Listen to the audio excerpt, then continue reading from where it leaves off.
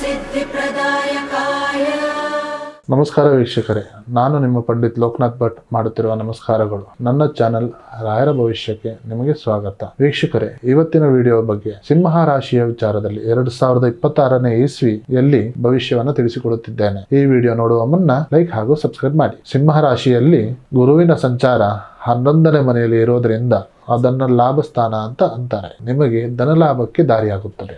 ಆದರೆ ಶನಿ ಅಷ್ಟಮದಲ್ಲಿ ಅಂದರೆ 8ನೇ ಮನೆಯಲ್ಲಿ ಸಂಚರಿಸುವುದರಿಂದ ಸ್ವಲ್ಪ ಎಚ್ಚರದಿಂದ ಇರಬೇಕು. ಈ ರಾಶಿಯವರ ಒಂದು ಗುಣಲಕ್ಷಣಗಳನ್ನು ನೋಡೋ ಹಾಗಿದ್ರೆ, ಸಿಂಹ ರಾಶಿಯ ಅಧಿಪತಿ ಸೂರ್ಯ.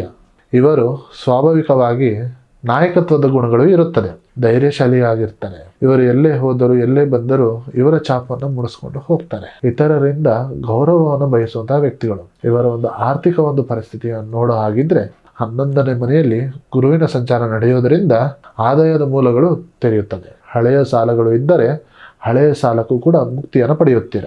ನೀವು ರಿಯಲ್ ಎಸ್ಟೇಟ್ ಅನ್ನು ಹೂಡಿಕೆಯನ್ನು ಮಾಡುವ ಹಾಗಿದ್ರೆ ಒಳ್ಳೆಯ ಹೂಡಿಕೆಯನ್ನು ಮಾಡಿ ನಿಮಗೆ ಲಾಭದಾಯಕವಾದ ಅಂಶಗಳು ಸಿಗುತ್ತದೆ. ಅಷ್ಟಮದಲ್ಲಿ ಶನಿ ಆಗಿರೋದ್ರಿಂದ ವ್ಯವಹಾರದಲ್ಲಿ ಯಾರನ್ನು ಕೂಡ ನಂಬಲಿಕ್ಕೆ ಹೋಗಬೇಡಿ. ಇನ್ನು ವೃತ್ತಿ ಹಾಗೂ ವ್ಯವಹಾರದಲ್ಲಿ ನೋಡೋ ಹಾಗಿದ್ರೆ, ನೀವು ಎಲ್ಲಿ ಕೆಲಸವನ್ನು ಮಾಡ್ತೀರಾ ಅಲ್ಲಿ ನಿಮ್ಮ ಅಧಿಕಾರದ ಒಂದು ಹೆಚ್ಚಳವಾಗಿರುತ್ತದೆ. ಯಾರಿಗೆಲ್ಲ ಪ್ರಮೋಷನ್ಗೋಸ್ಕರ ಕಾಯ್ತಾ ಇದ್ದೀರಾ, ಅದಕ್ಕೆ ಪ್ರಮೋಷನ್ ಆಗುವಂತಹ ಈ ವರ್ಷದಲ್ಲಿ ಕಾಣಸಿಗಲಿದೆ. ನೀವು ಎಲ್ಲೇ ಕೆಲಸ ಮಾಡಿದರೂ ನಿಮ್ಮ ಸಹೋದ್ಯೋಗಿಗಳಿಂದ ಸ್ವಲ್ಪ ಭಿನ್ನಾಭಿಪ್ರಾಯ ಬರಬಹುದು. ಆದರೆ ಎಚ್ಚರಿಕೆಯಿಂದ ಸ್ವಲ್ಪ ಕೆಲಸ ಮಾಡಿ. ನಿಮ್ಮ ಕೋಪವನ್ನು ಆದಷ್ಟು ಬೇಗ ಕಮ್ಮಿ ಮಾಡಿಕೊಳ್ಳಿ. ಇನ್ನು ವ್ಯವಹಾರದ ಬಗ್ಗೆ ನೋಡ ಬಯಸಿದಾದರೆ, ವ್ಯಾಪಾರದಲ್ಲಿ ಈ ವರ್ಷ ಸುವರ್ಣ ಅವಕಾಶ ಇದೆ. ಹೊಸ ವ್ಯಾಪಾರ, ಹೊಸ ವರ್ಷಕ್ಕೆ ಒಂದು ಒಳ್ಳೆಯ ಲಾಭದಾಯಕದ ವಿಚಾರವಿದೆ. ರಾಜಕೀಯದಲ್ಲಿ ಇರೋರು ಯಾವುದೇ ಒಂದು ವ್ಯವಹಾರ ಮಾಡಿದ್ರು ಅವರಿಗೆ ಲಾಭದಾಯಕದ ಅಂಶಗಳು ಸಿಗುತ್ತದೆ. ಇನ್ನು ಪ್ರೀತಿ ಹಾಗೂ ಪ್ರೇಮದ ಸಂಬಂಧ ನೋಡೋ ಹಾಗಿದ್ರೆ, ಪ್ರೇಮಿಗಳ ಮಧ್ಯೆ ಒಂದು ಪರಸ್ಪರ ಒಂದು ರೀತಿಯಾದ ಪ್ರೀತಿಯನ್ನು ಹೆಚ್ಚಾಗುತ್ತದೆ. ಸಣ್ಣ ಪುಟ್ಟ ವಿಚಾರಕ್ಕೆ ಸ್ವಲ್ಪ ಅಹಂ ಬರುವಂತಹ ವಿಚಾರಗಳಿದೆ, ಅದರ ಬಗ್ಗೆ ಸ್ವಲ್ಪ ಗಮನವಿರಲಿ.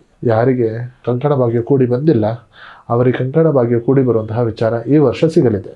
ಯಾರೆಲ್ಲ ಸಿಂಗಲ್ಸ್ ಆಗಿದ್ದೀರಾ, ಎಲ್ಲಿ ನೀವು ಕೆಲಸವನ್ನು ಮಾಡುತ್ತಿದ್ದೀರಾ ಅಲ್ಲಿ ಹೊಸ ವ್ಯಕ್ತಿಗಳ ಪರಿಚಯ ಆಗಿ ಅಲ್ಲಿ ಸಂಬಂಧ ಮೂಡುವಂತಹ ವಿಚಾರಗಳು ಕಂಡು ಬರ್ತಾ ಇದೆ. ಇನ್ನು ಕುಟುಂಬದ ಜೀವನ ನೋಡೋ ಹಾಗಿದ್ರೆ, ಕುಟುಂಬದಲ್ಲಿ ನಿಮ್ಮ ಹಿರಿಯರ ಒಂದು ಬೆಂಬಲ ತುಂಬ ಚೆನ್ನಾಗಿರುತ್ತದೆ.